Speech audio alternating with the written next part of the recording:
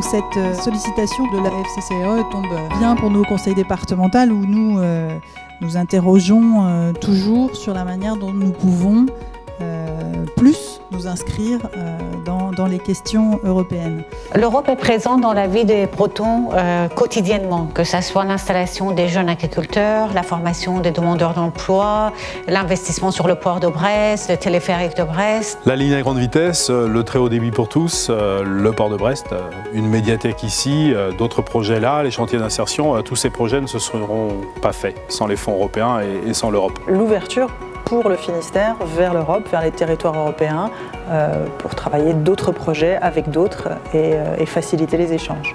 Nous savons que cette région, elle a des qualités dans la mondialisation. Ses faiblesses, c'est l'accessibilité, par exemple. Donc tout ce qui est transport, quand l'Europe nous permet de déployer de la fibre optique, là, 75 millions d'euros quand même. Il y a 4 ans, quand j'ai commencé à faire de la sensibilisation aux questions européennes, je parlais énormément des fonds européens, des fonds européens, des fonds européens, des fonds européens.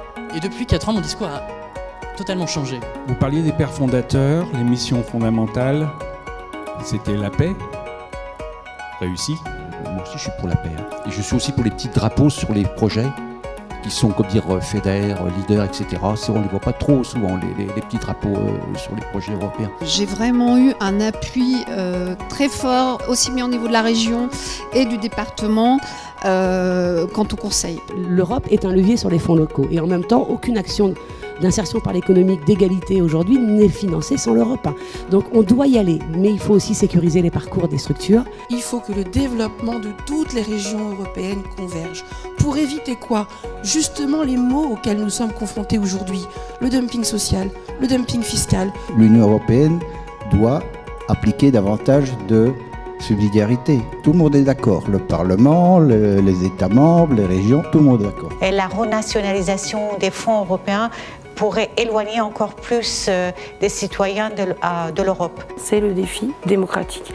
Les citoyens ont l'impression que l'Europe est très loin, que ça ne leur parle pas, que les choses se font sans eux. Nous sommes à une période de l'Union européenne où il est important de rappeler que tout ce que nous faisons, toutes les politiques européennes sont à destination des citoyennes et des citoyens. Et je pense qu'il faut, pour le Finistère comme pour l'ensemble des territoires européens, marquer dans ces politiques de cohésion l'importance que nous accordons aux citoyennes, aux citoyens, à leur développement, aux projets qu'ils construisent ensemble.